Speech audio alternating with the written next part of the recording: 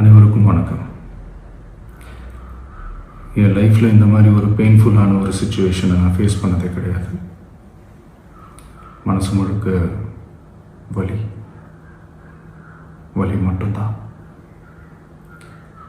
இந்த சுற்றுப்பயணத்தில் என்னென்ன மக்கள் பார்க்க வராங்க, அதுக்கு ஒரே ஒரு காரணம் தான் அவங்க என் மேலே வச்சிருக்கிற அன்பும் பாசம். அந்த அன்புக்கும் பாசத்துக்கும் நான் எப்பவும் கடமைப்பட்டிருக்கிறேன். அதனால தான் இந்த சுற்றுப்பயணத்தில் மற்ற எல்லா விஷயங்களையும் தாண்டி மக்களுடைய சேஃப்டி, அதில் எந்த காம்ப்ரமைஸும் பண்ணிடக்கூடாதுன்றதுக்காக தான் அது என் மனசில் ரொம்ப ஆழமாக இருக்கும் அந்த எண்ணம்.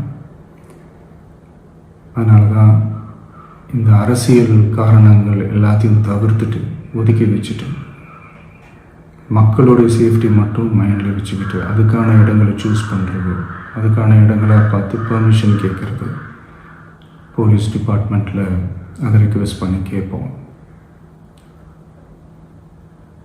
ஆனால் நடக்கக்கூடாதது நடந்துருச்சு. ஆனால் மனுஷன் தானே, அந்த நேரத்தில் அத்தனை பேர் பாதிக்கப்பட்டு இருக்கும்போது எப்படி அந்த ஊரை விட்டுட்டு என்னால் கிளம்பி வர முடியும்? நான் திரும்ப அங்கே போகணும்னு இருந்துச்சுன்னா அதை ஒரு காரணம் காட்டி அங்கே வேறு சில பதட்டமான சுச்சுவேஷன்ஸ், வேறு சில அசம்பாவிதங்கள் அந்த மாதிரி எதுவும் நடந்துடக்கூடாதுன்றதுக்காக தான் நான் அவாய்ட் பண்ணேன்.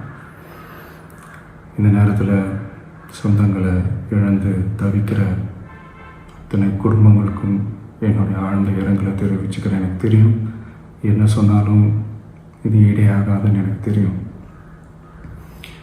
ஹாஸ்பிட்டலில் ட்ரீட் பண்ணிகிட்ருக்கிற எல்லாருமே சீக்கிரமாக க்யூர் ஆகி வரணுன்றது இந்த நேரத்தில் நான் வேண்டிக்கிறேன்.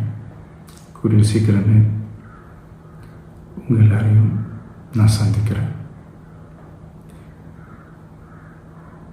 இந்த நேரத்தில் எங்களுடைய வலிகளை, எங்களுடைய நிலைமையை புரிஞ்சுக்கிட்டு எங்களுக்காக பேசின அரசியல் கட்சிகளை சார்ந்த நண்பர்கள், தலைவர்கள் அனைவருக்கும் என்னுடைய நன்றியை தெரிவிச்சுக்கிறேன். கிட்டத்தட்ட ஒரு 5 மாவட்டத்துக்கு பிரச்சாரத்துக்கு போனோம். இந்த மாதிரி எதுவுமே நடக்கல. ஆனால் கரூரில் மட்டும் ஏன் எப்படி நடக்குது, எப்படி நடக்குது?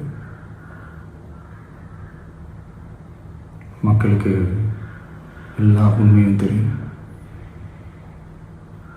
மக்கள் எல்லாத்தையும் பார்த்துக்கிட்டு இருக்கிறாங்க. கரூரை சேர்ந்த அந்த மக்கள் அந்த உண்மையெல்லாம் வெளியில் சொல்லும்போது எனக்கு கடவுளே நேரில் வந்து இறங்கி அந்த உண்மைகள்லாம் சொல்கிற மாதிரி எனக்கு தோணுச்சு. சீக்கிரமே எல்லா உண்மைகளும் வெளியில் வரும்.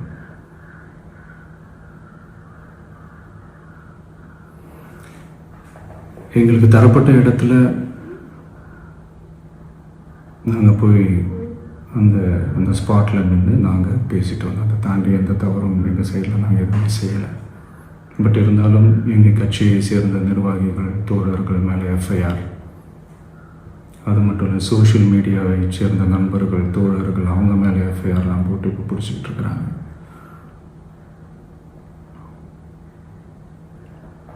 CM sir,